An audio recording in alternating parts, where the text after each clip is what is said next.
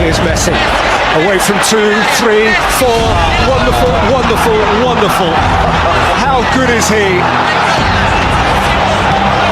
In the history of football, there has existed many great players. Players that changed eras, that left an indelible mark on the sport, and those that quite simply dominated.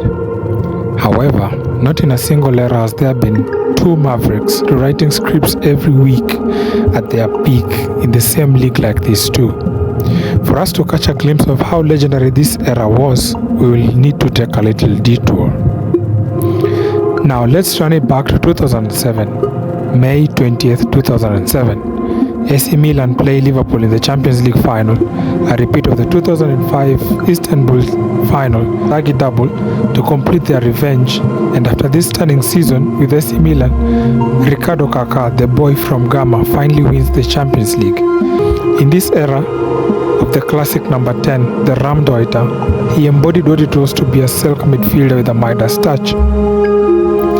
This was the last time a player with quote-unquote normal abilities ever took the Ballon d'Or for 11 straight years, because then arrived the most legendary era in football history. These two really needed no introduction, but for the record, Cristiano won the first bout, delivering a single best individual campaign in the Premier League from the flanks at Manchester United. He was a joy to watch, and a goal catalogue that he created from that season going on forward was simply a collector's item, leading Manchester United to a Premier League and a Champions League. 157 miles southeast, another younger version was also being created. These two operated like lab experiments, defying the laws of physics in the air and on the turf. They set standards so high that they became genuinely unrealistic. They made football look easy, like they had cracked the code to playing it, but indeed it had taken a lot of years perfecting the craft that they possessed and set a tone to what was the new generation of players across various sports, not only football. That was surely the perfect transcendence. In this new era, Kylian Mbappé idolized Cristiano Ronaldo growing up, then ironically got a chance to play with Messi and said that it would be difficult to choose between your parents. You can't choose between your parents. The lines had been blurred for him because of how close their abilities are. The shift of guard started when Kylian Mbappé defied odds with the blur and won the World Cup in Russia in 2018, beating Messi and Argentina along the way with his idols for both club and country, on his way to becoming Paris Saint-Germain's all-time top scorer, France's second all-time top scorer, and now securing his dream move to Real Madrid. Having been in the top 10 for the Ballon d'Or ever since his World Cup triumph at 18, his crowning moment will surely arrive. He has been one of the hottest forwards in Europe ever since he made the move from Monaco to Paris Saint-Germain. He's yet to win major trophies with Los Blancos. He's just surpassed 400 career goals, and at the age of 27, this is a massive achievement, as well as equaling Cristiano's highest goal tally in a year for Real Madrid. All signs point towards him dragging his name in the best to ever play it conversations. Then came Euro 2024 in Germany. A young Spaniard, barely finishing school, even doing examinations while at the team camp, was tipped to being one of the very best youngsters at Barcelona. The tournament begins, and with the customary tiki-taka playstyle that Spain dazzles opponents with, they march all the way to the knockout stages, where they meet Mbappe's France. Before the match, Adrien Rabiot goes into the press conference and antagonizes Spain and Lamine Yamal. Then the match happens. Yamal silences France with a superb performance, and the French contingent is shocked, as well as shockwaves being sent to the rest of Europe as he announced himself as a potential standout performer.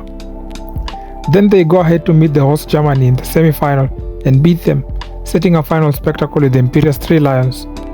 Lamine and co take it to the death as they squeeze past England to receive their second crown, and this then comes his dominant season, where he shines for Barcelona at every competition, winning La Liga and losing closely in a classic semi-final in the Champions League against Inter, who went to lose on to Paris Saint-Germain in the final.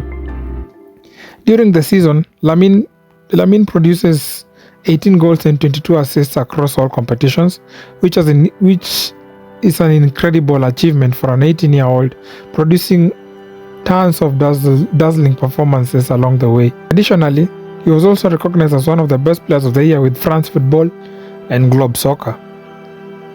And now on to the phenom that is Erling Haaland, son of former City defender Erling Haaland. Erling was born in Leeds but did much of his growing up back in Norway. Joining Bayern then Molde, he was a lanky athletic kid who didn't naturally look like a slick footballer. However, when Red Bull Salzburg took a chance on him in 2019, he announced himself to the world in the Champions League when he scored against then defending champions Liverpool in a thrilling 3-3 draw. Then quickly, Dortmund went in for his signing, and he obliterated goal records, scoring 62 times in 67 appearances for the yellow and black, winning the DFB Pokal with them, and soon enough his current employers Manchester City came in for him and went ahead and helped them secure a continental treble, writing history as one of the first City team to ever win continental honors, that is, the Champions League and the FIFA Intercontinental Cup. During his short stint at City, he has become the fastest player to reach 100 Premier League goals in 103 appearances, as well as scoring 51 Champions League goals in 50 appearances, all of which are incredible records. His strength, aerial ability, and finish secure a spot in the final after scoring in both matches as they dismantled former champions Italy by 3-0 and 4-1. They finished their group with 8 victories, and in a 5-0 thrashing of Israel, he scored a hat-trick which saw him break yet another record of the fastest player to score 50 international goals, doing it only in 46 appearances. He's no stranger to making goal-scoring headlines, and with that he's also together with Mbappé on their way to breaking many records. With the greatest footballing spectacles, one to stand up to be counted. The attempt to make a mark is also now or never, and one of them will surely ascend to the seat before the other two. So who will it be? Spain and France have been World Cup champions before. They can fathom what it feels like to be at the top of the world.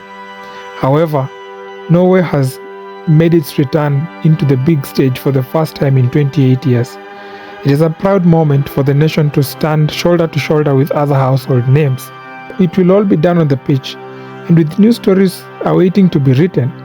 Will the last dance have more will, or will the new era crash their party?